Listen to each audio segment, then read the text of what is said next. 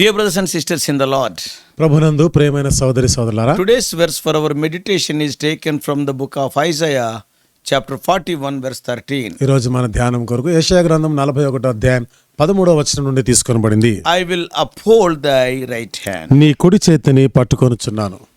Some of the Bible commentators said, కొందరు Bible వ్యాఖ్యానకర్తలు చెప్పిన మాట the ఏమిటంటే, comforting words, fear not, are written in the Bible 366 times. భయపడకుమనే ఈ ఆదరించేటువంటి ఈ మాటలు బైబిల్ గ్రంథం అంతటా 366 సార్లు రాయబడ్డాయి అంటారు. God has given that promise once a day, including leap year. రోజుకు ఒక వాగ్దానం చొప్పున లీప్ ఇయర్ తో సహా దేవుడు మనకిచ్చాడు. No matter how many times these words of encouragement appear, ఎన్నిసార్లు మరి ఈ ప్రోత్సాహకరమైన ఆదరణకరమైన మాట కనబడుతున్నా పర్వాలేదు కదా. let us say 366 times or 370 times or 350 times. సరే, అది 366 70 సార్లు 350 సార్లు అనేది కాదు కానీ, Let us not forget that they are spoken by the Almighty God and the Creator of the whole earth. ఈ మాటలు సర్వశక్తిమంతుడైన దేవుడు మరియు విశ్వమంతటిని సృష్టించిన సృష్టికర్త నోటి నుండి వచ్చిన మాటలు. He is the Creator of the whole universe. ఈ విశ్వమంతటిని సృష్టించిన సృష్టికర్త. He is the one who tells his children not to fear, not to be discouraged. ఆయన తన పిల్లలతో చెప్తున్న మాట, భయపడకుడి, దిగులు పడకుడి అంటాడు. Because he is our God, that should be sufficient. ఎందుకనగా ఆయన మన దేవుడు, అది చాలు మనకి. We should simply take him at his word. ఆయన మాటల్ని బట్టి మనము ఆ మాటలు తీసుకోవచ్చు మనం. Faith in his word is what God desires of us all. ఆయన మాటల పైన విశ్వాసం ఉంచుట, అదే దేవుడు మన నుండి కోరేది. Also we are warned. అంతేకాదు, ఇంకా మనం హెచ్చరిక చేయబడ్డాం. Unless we trust his word, we cannot please him. ఆయన మాట యందు నమ్మిక ఉంచకపోతే ఆయనను మనం The సంతోషపరచలేము. Lord is gracious to us, for he knows that we are but dust. దేవుడు మన ఎడల ఎంత కృపగలవాడంటే, మనము మంటివారమని ఆయన ఎరిగి ఉన్నాడు. During those days, ఆ దినాల్లో Cyrus the emperor of Persia had been expanding his empire. పారసీకుడు అయినటువంటి కోరేషు తన యొక్క రాజ్యమును విస్తరించుకుంటా He has ఉన్నాడు. conquered all the countries to the north and east, ఆయన ఉత్తరాన తూర్పున ఉన్న దేశాలన్నింటినీ కూడా ఆయన జయిస్తా ఉన్నాడు. and now he was threatening Babylon. ఇప్పుడు బబులోనును కూడా బెదిరిస్తున్నాడు. Who has stirred up Cyrus to carry out this conquest? మరి ఈ విధంగా యుద్ధం చేయడానికి ఎవరు ఆయనని ప్రోత్సహించింది? The answer is the Lord Jehovah. దాని జవాబు మనం చూస్తాం, దేవుడు అనే యెహోవా. In 41st chapter of Isaiah, first 4 verses. యెషయా గ్రంథం 41వ అధ్యాయంలోని మొదటి 4 వచనాల్లో About this emperor Cyrus, the Lord revealed in advance almost 150 years prior to his birth. ఈ కోరేషును గురించిన ఈ సంగతులన్నీ కూడా అసలు ఆయన పుట్టక ముందు 150 సంవత్సరాల ముందే దేవుడు చెప్తున్నాడు. Lord told his name also. దేవుడు అతని పేరు కూడా చెప్పినాడు. The God of the Bible is the Lord who knows the ending from the beginning, as we read in Isaiah 46:10. బైబిల్లోని దేవుడు అంతము ఆది నుండి ఎరిగినవాడు. యెషయా గ్రంథం 46:10లో రాయబడిన ప్రకారం Lord Jehovah has no beginning or no ending. దేవుడైన యెహోవాకి ఆది లేదు, అంతము లేదు. He is eternal God. ఆయన నిత్యుడైన దేవుడు. About Cyrus the Persian emperor, ఈ పారసీకుడైన చక్రవర్తి అయిన కోరేషు విషయంలో the Lord revealed through Isaiah 44:21. యెషయా గ్రంథం 44వ అధ్యాయం 21వ వచనంలో దేవుడు యెషయా ద్వారా బయలుపరిచిన సంగతి. And Isaiah said, యెషయా చెప్పినాడు, Thus saith of Cyrus, he is my shepherd, and shall perform all my pleasure, even saying to Jerusalem, thou shalt be built, and to the temple thy foundation shall be laid. Isaiah 44:21. యెషయా గ్రంథం 44వ అధ్యాయము 21వ వచనం, యాకోబు ఇశ్రాయేలు వీటిని జ్ఞాపకం చేసుకొనుము, నీవు నా సేవకుడువు, నేను నిన్ను నిర్మించితిని. About Cyrus. మరి కోరేషు గురించి చెప్తా 28వ వచనం మనం చదువుదాం. కోరేషుతో, నా మంద కాపరి, నా చిత్తమంతయు నెరవేర్చువాడా అని చెప్పువాడను నేనే. యెరూషలేముతో నీవు కట్టబడదు అనియు దేవాలయమును పునాది వేయబడునని నేను చెప్పుచున్నాను. In 45:1, 45వ అధ్యాయం మొదటి వచనంలో Isaiah further prophesied that, యెషయా ఇంకా ముందుకి ప్రవచిస్తున్నాడు. Thus saith the Lord to his anointed, to Cyrus, whose right hand I have holden, to subdue nations before him, and I will loose the loins of kings, to open before him the two-leaved gates, and the gates shall not be shut. అతని పక్షమున జనములను జయించుటకు నేను అతని కుడి చేతిని పట్టుకొని ఉన్నాను. నేను రాజుల నడికట్లను విప్పెదను, ద్వారములు అతని ఎదుట వేయబడకుండా తలుపులు తీసేదను అని యెహోవా తాను అభిషేకించిన కోరేషును గురించి సెలవిచ్చుచున్నాడు. Isaiah is almost 150 years before Cyrus. యెషయా ఇంచుమించు కోరేష్ కంటే 150 సంవత్సరాల ముందున్నవాడు. And he told the name also.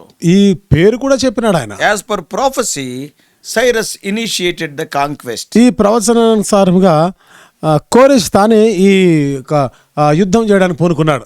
And as the armies of Cyrus approached these nations, కోరేష్ యొక్క సైన్యం ఈ దేశాలను సమీపిస్తుండగా the people were panic stricken. ప్రజలు ఎంతో భయంతో ఉన్నారు. And in their distress, they called upon the gods for their protection. వారి ఆ బాధల్లో వాళ్ళ దేవుళ్ళు దేవతలని వాళ్ళని కాపాడాలని వాళ్ళని బ్రతిమాలుతున్నారు. But the people of Israel, in contrast, అయితే దానికి విరుద్ధంగా ఇశ్రాయేలు ప్రజలైతే they are the people of the living God. వారు జీవము గల దేవుని ప్రజలు. He chose them long ago and he has not forgotten them.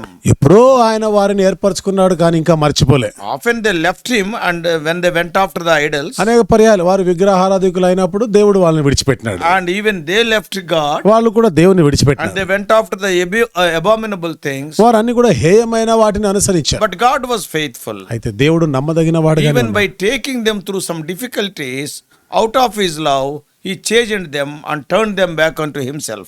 కష్టాలు గుండా తీసుకొని వెళ్ళినాడు. ప్రేమను బట్టి వాళ్ళని శిక్షించాడు. మరలా ఆయన వైపుగా వాళ్ళని త్రిప్పుకున్నాడు. He was always present to strengthen them and also to protect them. ఎల్లప్పుడు కూడా వారిని బలపరిచి వాళ్ళని కాపాడడానికి ఆయన ఉండినాడు. They need not fight their enemies, వారి శత్రువులతో వారు పోరాటం చేసే because అవసరం లేదు. God fought for them. ఎందుకనగా దేవుడు వారి పక్షంగా యుద్ధం చేశాడు. That's why no enemy can stand against Israel. అందుకని ఏ శత్రువు కూడా ఇశ్రాయేలు ఎదుట నిలవజారు. That is the verse for our meditation today. అదే మన నేటి దిన ధ్యానం కొరకైన వచనం By కూడా. God's power, Israel will be victorious. దేవుని యొక్క శక్తిని బట్టి ఇశ్రాయేలీలు జయశాలురు అవుతారు. As a farmer threshes and winnows wheat, ఏ విధంగా అయితే మరి తూర్పారబడుతుంటాడో వ్యవసాయదారుడు, so Israel will crush and scatter its enemies. మరి ఇశ్రాయేలు తన శత్రువులను ఆ విధంగా దుల్లగొడుతుంది, నలగొడుతుంది. God will answer the prayers of his people, దేవుడు తన ప్రజల ప్రార్థనలకు జవాబిస్తాడు. provide them with all they need for the healthy and prosperous life. వారు ఆరోగ్యకరంగా వర్ధిల్లుతూ ఉండులాగిన దానికి అవసరమైనవన్నీ కూడా దేవుడు వారికి ఇస్తాడు. Like the other nations, ఇతర దేశాల వలె Israel also may be fearing the power of the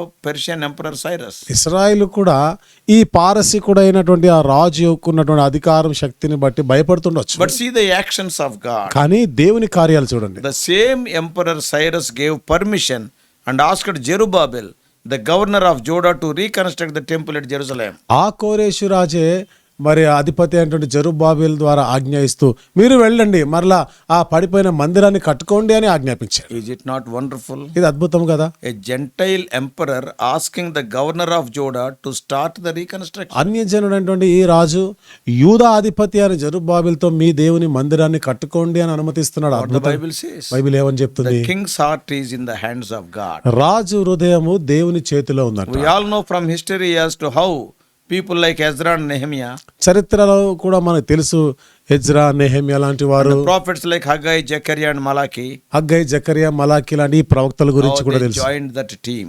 వారు వాళ్ళతో ఆ బృందంతో కలుసుకున్నారు. They did their respective duties in spite of some opposition. ఎంత వ్యతిరేకత ఉన్నా వారికి అప్పగించబడినటువంటి ఆ బాధ్యతల పనులు వాళ్ళు నిర్వర్తించారు. So they were successful in building the temple or repairing the temple and the walls. ఆ మందిరం పునర్నిర్మించడంలో, ప్రాకారాలు వాళ్ళు నిర్మించడంలో వారు సఫలం పొందారు. When such a God who turns our enemies' hearts to help us, అంత గొప్ప దేవుడు శత్రుల హృదయాలని మనకు సహాయం చేయడానికి ఆయన మలిచినప్పుడు then why should we fear or worry? మనం ఎందుకు భయపడాలి, He బాధపడాలి? is all powerful God. ఆయన సర్వశక్తిమంతుడైన He దేవుడు. upholds us with his right hand. That is the promise for our meditation today. తన దక్షిణ హస్తంతో ఆదుకుంటాడు అనేది నేటి దిన వాగ్దానం కొరకైనటువంటి ఈ ధ్యానం కొరకైన మాట కదా. See the singular pronoun used in today's verse. నేటి దిన ఈ వచనంలో చూడండి, ఏకవచనంలో ఎట్లా చెప్తున్నాడు ఆయన? I, you. నేను, నీవు. I will uphold you. నేను నిన్ను ఆదుకుంటాను. God is having personal attention to every one of us. దేవుడు మనలో ప్రతి ఒక్కరిలా వ్యక్తిగతమైన శ్రద్ధ కలిగి The ఉన్నాడు. living nearness of the deliverer and his close present friendship, and see, no danger can touch us. చూడండి, మనం విమోచించే విడిపించేటువంటి ఆ విమోచకుడైన వాడు మనకు ఆసన్నమైనాడు, మనతో ఉండగా ఏ శక్తి, ఏ శత్రువు కూడా మనల్ని తాకలేడు. Yeah, the presence of God is a source of great courage. దేవుని యొక్క సన్నిధి మనకి ఎంతో గొప్ప ధైర్యాన్ని ఇచ్చేదిగా. Yes, Christ is our righteousness. క్రీస్తే మన నీతి అయి He is our ever present help in the time of trouble. ఆయన కష్టకాలంలో ఆపద కాలంలో ఆయన మనం ఆదుకునేవాడు. His grace is always sufficient for us. ఆయన కృప ఎల్లప్పటికీ మనకి చాలును. If God be for us, there is no room to fear. దేవుడు మన పక్షంగా ఉండగా భయపడే అవసరం లేదు. Let us claim this promise for our lives. మన జీవితాల కొరకు ఈ వాగ్దానాన్ని Not కోరుకుంటాం. only today, but every day of our life. ఈ దినమే కాదు, మన జీవితంలో ప్రతి దినం కూడా ఇది కోరుకుంటాం. God help us. దేవుడు మనకు సహాయం చేయనుగాక. Let us pray. ప్రార్థన చేసుకుందాం. Loving Heavenly Father, ప్రేమగల మా పరలోకపు Thou తండ్రి, art an almighty God. నీవు ప్రభువా సర్వశక్తిమంతుడు అయిన Thou art దేవుడు. an all-knowing God. నీవు ప్రభువా సర్వజ్ఞుడైన దేవుడు. Thou knowest the ending from the beginning. అంతము ఆది నుండి ఎరిగిన వాడివి. Even before Cyrus was born, 150 years before that, Thou hast talked about Cyrus through the prophet Isaiah. కోరేషు పుట్టక ముందే 150 సంవత్సరాల ముందుగానే యెషయా ప్రవక్త ద్వారా మాట్లాడినావు. O Lord, and the things what we see that has happened when every nation was fearing, what a joy Thou hast given to Israel.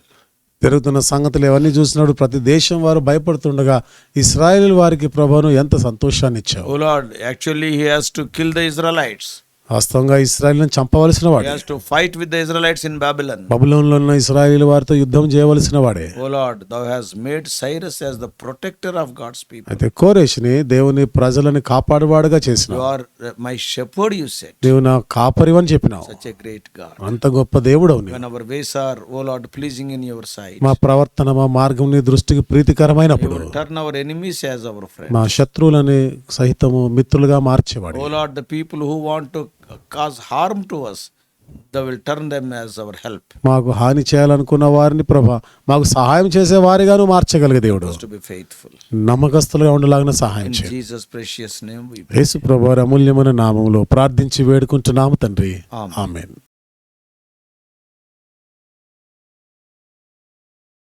God bless you all. Please subscribe for more spiritual messages to the YouTube channel John Victor Telugu Messages.